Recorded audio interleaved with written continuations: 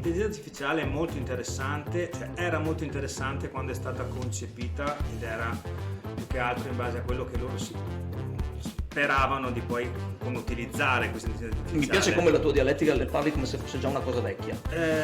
Diciamo che è una cosa già attuale che dobbiamo già pensare a come gestirla, come proteggerci, creare nostra